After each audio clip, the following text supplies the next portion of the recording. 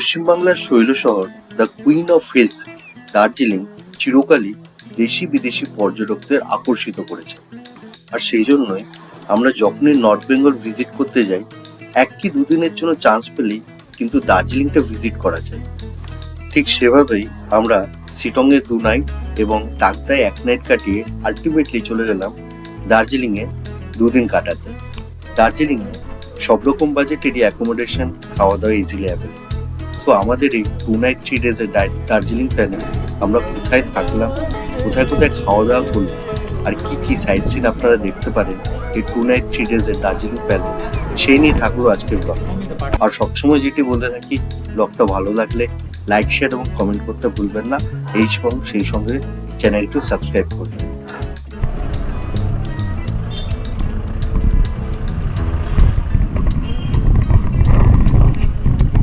আমরা পৌঁছে গেছি কুইন অফ হিলস দার্জিলিংয়ে। আর দার্জিলিংয়ে ঢুকতে পাওয়া যায় এই দার্জিলিংয়ের রেলওয়ে স্টেশনটা, এখানে অল্টিটিউডও মেনশন করা আছে। দোকানে ট্রেন একটু আগে বেরিয়ে গেল, তাই একটাও ট্রেন এখন নেই। একটা এখানে কার শেডে ঢোকানো আছে দেখছি। তো আমরা ফাইনালি পৌঁছে গেছি দার্জিলিংয়ে আমাদের হোটেলে, যেটা হচ্ছে এখন নাম হচ্ছে Darjeeling tourism property, West Bengal tourism development কর্পোরেশনের। আগের এটা নাম ছিল হচ্ছে মেঘবালিকা ট্যুরিজম প্রপার্টি। এটা হচ্ছে ফ্রন্টটা। আমরা দুদিনের বুকিং পেয়ে গেছি এখানে, তো গিয়ে রুমের টুকটা দেবো। আর এখান থেকে যদি কপাল ভালো থাকে, কালকে সকালবেলা হয়তো এখানকার লবি থেকেই কাঞ্চনদার ভিউ পেলেও পেতে পারি। বাট এত ফগি, কোনো জায়গা থেকে প্রত্যেকেই বলছে কাঞ্চনজঙ্ঘার ভিউ পাওয়া যাচ্ছে না। দেখি কালকে ভোরের দিকে যদি একটা চান্স নেবো, সকালবেলা উঠে যদি পাওয়া যায়। বলে রাখি 2022 ডিসেম্বরেও আমরা এটা এসেছিলাম, শুধু তাই নয় আমরা ছিলাম রুম নাম্বার। তো চলুন রুম ট্যুরটা আপনাদের দিয়ে দিই। এখানে দেখুন, প্রথমত হচ্ছে এই রুমে নক করার কোনো কলিং বেল নেই। এই যে এটা দেখছেন, এটা করে আমরা নক করে কে, তারপরে রুম ট্যুর পুরোটা একদম কার্পেট যাকে বলে। এখানে একটা ওয়ার্ড্রব আছে, বিশাল বড় একটা মিরর আছে। ওয়েস্ট বেঙ্গল ট্যুরিজমে থাকার এটাই হচ্ছে মেন অ্যাডভান্টেজ। ঠিক 5 বালিশ, একদম হোমলি ফিলিং দেবে আপনাকে। আর তার সঙ্গে তো ফ্লাক্স থাকেই, টিকিট থাকেই ওখানে দেওয়া। দোকানে সুন্দর সোফা আছে, এবার দেখলাম সোফাগুলো একটু নোংরা হয়ে গেছে। এবার এই হচ্ছে ওয়াশরুম, পরিষ্কার পরিচ্ছন্ন একদম, বিশাল বড়। গিজারও আছে। আর সেই সঙ্গে এই হচ্ছে এদের রুমের সঙ্গে অ্যালং উইথ রুম একটা ছোট্ট ব্যালকনি থাকে। এটা হচ্ছে কিউট প্লেস। আর যদি কপাল যদি আপনার ভালো থাকে, ঠিক আছে, সকালবেলা আপনাকে বাইরে কোথাও যেতে হবে না। এই সামনে দেখছেন, এখান থেকে কাঞ্চনজঙ্ঘা পুরো পরিষ্কার দেখা যায়। আর এই রুমগুলোর আমাদের রেট নিল হচ্ছে 2100 টাকা করে। ভাবুন, মানে এত চিপে এত সুন্দর রুম আপনি কিন্তু দার্জিলিংয়ে পাবেন না। আর এটা হচ্ছে একদম মানে রাজভবন, যে রাজভবনের জাস্ট আগে জিমখানা ক্লাব নামে একটা ল্যান্ডমার্ক আছে, তার সঙ্গে এটা হচ্ছে এই হোটেলটা। খুবই সুন্দর, একদম মানে পারফেক্ট প্লেস টু স্টে যাকে বলে দার্জিলিংয়ে। বাট বুকিং এটা একটু আগে থেকে করতে হয়। আমরা লাকিলি একটা রুম, মানে আজকের দিনের একটা রুমই পেয়েছিলাম। তারপরে এখানে এসে রিকোয়েস্ট করি যদি কালকের জন্য একটা পাওয়া যায়। আমরা দার্জিলিংয়ে আসলে এই যেহেতু এটাতেই থাকি, তো সেই কারণে রিকোয়েস্ট করাতে এর একটা দিয়ে দিল রুম। এখন প্রায় 6:30 বাজে। এত টায়ার্ড ছিলাম, দুপুরে লাঞ্চ করে অনেকক্ষণ ঘুমিয়ে নিয়েছি। এখন হোটেল থেকে বেরিয়ে আমাদের হোটেলের ঠিক ব্যাক সাইডে মহাকাল মন্দিরের সারাউন্ডিংসে একটা রাস্তা আছে, যেটা অবজারভেটরি ভিউ পয়েন্টের পাশ দিয়ে ক্রস করে। এটা বলা যায় দার্জিলিংয়ের মোস্ট নস্টালজিয়া রোড। আর এখান থেকেই ভালো কাঞ্চনজঙ্ঘার ভিউও পাওয়া যায়, সেখান দিয়ে হাঁটছি। এই রাস্তা দিয়ে হাঁটতে হাঁটতে আপনারা পৌঁছে যেতে পারেন one of the best hill station mall road of India, Darjeeling mall road.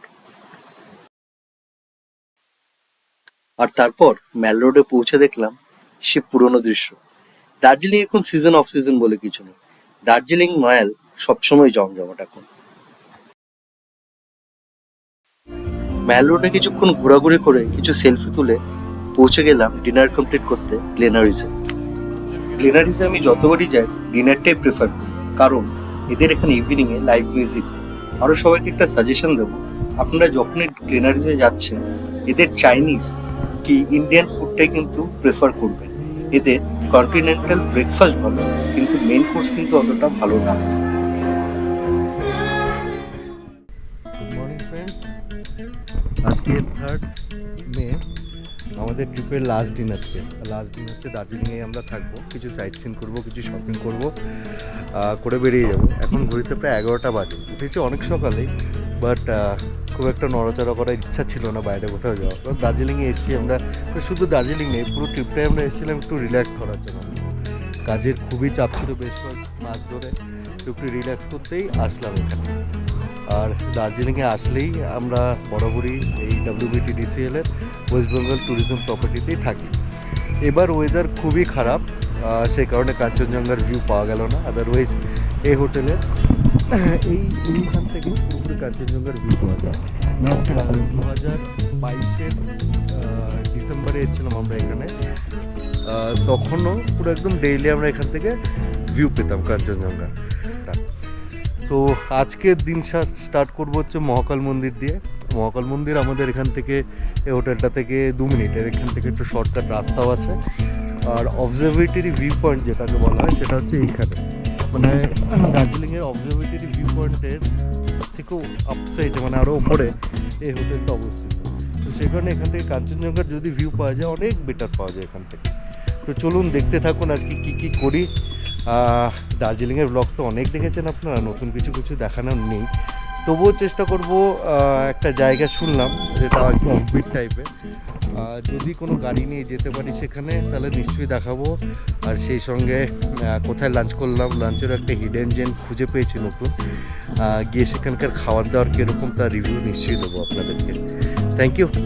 এটা হচ্ছে দার্জিলিংয়ের জিমখানা ক্লাবের টেনিস কোর্ট। জিমখানা ক্লাবটা হচ্ছে ওই দিকটা, আর এখানে হচ্ছে টেনিস কোর্ট। আমি এটাও ফার্স্ট টাইম দেখেছি, জিমখানা ক্লাবটা আগে দেখেছি অনেকবারই, বাট টেনিস কোর্টগুলো ফার্স্ট টাইম দেখলাম। খুব সুন্দর টেনিস কোর্টগুলো দেখা যাচ্ছে। শহরের একদম টপে অবস্থিত এই মহাকাল মন্দিরটা। আমরা আসলাম আমাদের হোটেলের পাশ দিয়ে একটা শর্টকাট রোড ছিল, যেটা সিঁড়ি ভেঙে একটু কষ্ট করে আসলাম।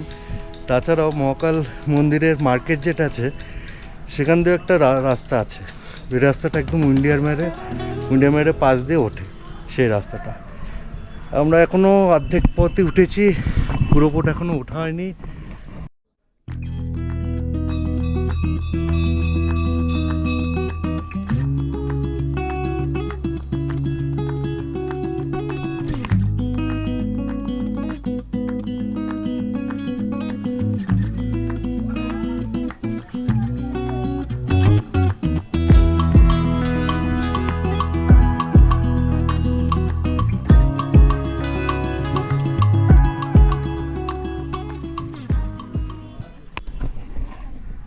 এই ক্লিপিংটা দেখে, এই জায়গাটা দেখে আপনাদের মনে পড়ছে কিনা জানি না, এটাই ছিল কিন্তু বরফির ঝিলমিলের বাড়ি এই ব্যাকগ্রাউন্ডে, যেটা ইন্ডিয়ান মের হোটেল।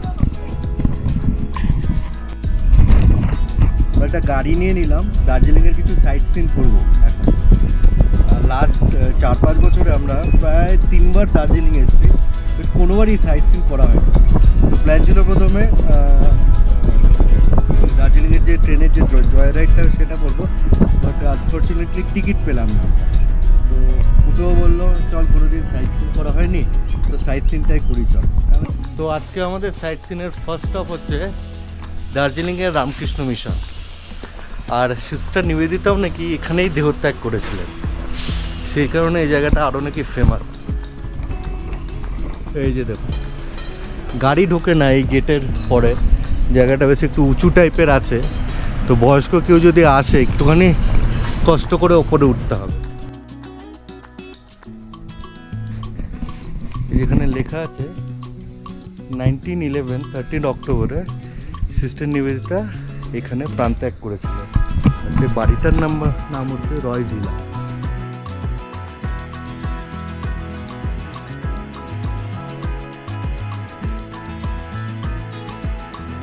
তো এখানে এটার হিস্ট্রি যেটুকুনো বুঝলাম, এই জায়গাটার ফর্মার নাম ছিল হচ্ছে রয় ভিলা, যেখানে সিস্টার নিবেদিতা থাকতো। বাট 2013 সালে ওয়েস্ট বেঙ্গল গভর্নমেন্ট এটাকে রিনোভেশন কি রেস্টোরেশন করার জন্য রামকৃষ্ণ মিশনের হাতে দান করে। তো তারপর থেকেই এই জায়গাটা রামকৃষ্ণ মিশন প্লাস রয়ভিলা, মানে যেখানে সিস্টার নিবেদিতা থাকতো, দুটো একসঙ্গেই নিজের অ্যাক্টিভিটি করতে থাকে। এবং এখানে একটা মিউজিয়াম আছে ছোটোখাটো, বাট আমার দেখে মনে হলো মিউজিয়ামটা এখনও পুরোপুরি কমপ্লিট হয়নি, এখনও কাজ চলছে। অ্যান্ড অ্যাজ ইউজুয়াল রামকৃষ্ণ মিশনের তো প্রেয়ার হল থাকবেই, যেটা যেখানেই যান রামকৃষ্ণ মিশনের সব জায়গাতেই থাকবে। অনেকদিন পর জু ভিজিট করতে আসলাম। কলকাতা জুতে তো লাস্ট কবে গেছি নিজেরই মনে পড়ে না। তো টাইম যখন আছে একটু রিল্যাক্স করার জন্য দার্জিলিং জুতেই চলে আসলাম। বলে রাখি, দার্জিলিং জুয়ের টিকিট কিন্তু 110 টাকা করে, আর ক্যামেরার জন্য 10 টাকা করে এক্সট্রা নেয়। বলে রাখি, দার্জিলিং এর জুটা কিন্তু বেশ ভালো। মানে দার্জিলিং এ ঘুরতে গেলেই যেরকম আমরা মিরিক, পশুপতি মার্কেট, ঘুম মনেস্ট্রি কি অন্যান্য কিছু অফবিট প্লেসে ঘুরে বেড়াই, তার সঙ্গে সঙ্গে এই জুটাও কিন্তু আপনাদের লিস্টে অ্যাড করে নেবে। এই জুয়ের মেন অ্যাট্রাকশন হলো হিমালয়ার রেড পান্ডা। তার সঙ্গে সঙ্গে পেয়ে যাবেন different kind of leopard including black leopard, আর থাকবে রয়্যাল বেঙ্গল টাইগার। আর এই জুয়ের প্রেমিসেসে পেয়ে যাবেন হিমালয়ান মাউন্টেনিয়ার ট্রেনিং ইনস্টিটিউট।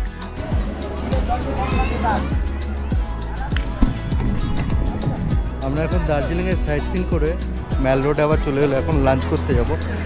লাঞ্চও কিন্তু করবো আজকে দার্জিলিংয়ে একটা হিডেন জেম রেস্টুরেন্টে। কালকে এরকম গ্লেনারিস তো ইজ ভেরি কমন, বাট এই জায়গাটা হয়তো অনেকেও জানে না। দুপুরবেলা ম্যাল রোডটা বেশ খালিই লাগছে, একটা লেজি আফটারনুন এখানকার লোকাল লোকই কাটাচ্ছে। ট্যুরিস্ট বেশি নেই, এখন বোঝাই যাচ্ছে ট্যুরিস্টটা আশেপাশে মেবি সাইট সিনে কি অন্য কোথাও গেছে, বেশিরভাগই লোকাল লোক। স্কুল স্টুডেন্ট, কলেজ স্টুডেন্ট, সব লোকাল লোকজনরা এখানে বসে রিল্যাক্স করছে। তো এবার ঘুরতে এসে সেরকমই ফুড ব্লগিং একদমই করা হয়নি। কালকেও গ্লেনারিজে সেরকম টাইম পাইনি কি চান্স পাইনি, এত ভিড় ছিল, গান করছিল তাই। তো আজকে দুপুরে আমরা চলে এসেছি দার্জিলিংয়ে একটা হিডেন জেম। দার্জিলিংয়ে গ্লেনারিজ, কেভিন কি কুম্বা সম্বন্ধে সবাই জানে। কুম্বার পাশে কিন্তু আরেকটা রেস্টুরেন্ট আছে খুব ফেমাস, উইচ ইজ টিবেটিয়ান, যেটার নাম হচ্ছে ডেকেবাস। ঠিক আছে, তো ডেকেবাসে এসেই ফার্স্টে আমরা ড্রাগন চিকেন অর্ডার করে দিয়েছি। টেক্সচারটা দেখতে পারেন, ছোটো চিলি চিকেন একদম ক্রিস্পি চিকেন, সেটাকে জাস্ট সসে টস করা। এটা জাস্ট স্টার্টার আইটেম অর্ডার করলাম আমরা, মেন কোর্স আসছে এখন।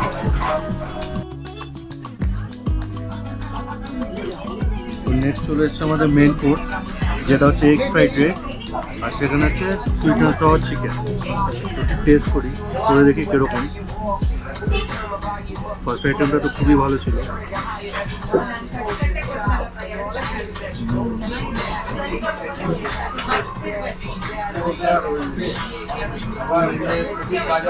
একদম অথেন্টিক চাইনিজ কি টিবেটিয়ান টেস্ট যাই বলুন, এই টেস্ট কলকাতায় খুব কম রেস্টুরেন্টে এখনও দেওয়া হয়। সেই ইনগ্রিডিয়েন্টগুলোর টেস্ট প্রপার আছে, মাস্ট রেকমেন্ডেড প্লেস রয়েছে, একদম হিডেন জেম বলা যায় দার্জিলিং। গুড মর্নিং ফ্রেন্ডস, সকালে প্রায় 10টা বাজে, আর আমাদের এখান থেকে আজকে চেক আউট। ইচ্ছা করছে না খুব একটা চলে যেতে, মানে এই শুরু হলো সেদিনকে ঘোরা আমাদের, আর ফট করে যেন টাইমটা কেটে গেল। আজকে আমরা বন্দে ভারতে ব্যাক করছি, আর বন্দে ভারত আমি ফার্স্ট টাইম আজকে ট্রাভেল করব। আমার ওয়াইফ যদিও আগে ট্রাভেল করেছে, বাট আমার চান্স হয়নি। তো আজকে ট্রেনের ব্লগও আপনারা দেখতে পাবেন। আর বলে রাখি, যদি ব্লগগুলো ভালো লেগে থাকে, যদিও জানি এটা আমাদের একটু রিল্যাক্স করার ট্রিপ ছিল, সেরকম টাইপের কোথাও সেরকম ট্রাভেল করিনি কি কিছুই করিনি, একটু রিল্যাক্সে করতে এসেছিলাম। তবু যদি ব্লগগুলো যদি ভালো লেগে থাকে তাহলে চ্যানেলটা লাইক, শেয়ার এবং সাবস্ক্রাইব করতে ভুলবেন না। এবং প্লিজ শেয়ার, আমি নতুন চ্যানেল স্টার্ট করেছি, সো আপনাদের সাপোর্ট খুব রিকোয়ার্ড, খুব প্রয়োজনীয়। তো এই ছিল আমাদের দার্জিলিং এর 2 নাইট 2 ডেজের ঘোরার প্ল্যান। আর আপনাদের দেখানোর চেষ্টা করলাম দার্জিলিং এ আসলে কি কি মাস্ট ভিজিটেড প্লেস। এছাড়াও কিন্তু অনেক জায়গা আছে দার্জিলিং এ, যেগুলো আমি এবার কভার করিনি, কারণ এর আগে আমি এসব জায়গাগুলো ঘুরে নিয়েছি। এনজিপি টু হাওড়া বন্দে ভারত এর জার্নি ডিটেলস দেবো নেক্সট এপিসোডে। আজকের গল্পটা এইটুকুনি থাকুক। Thank you, thanks for watching.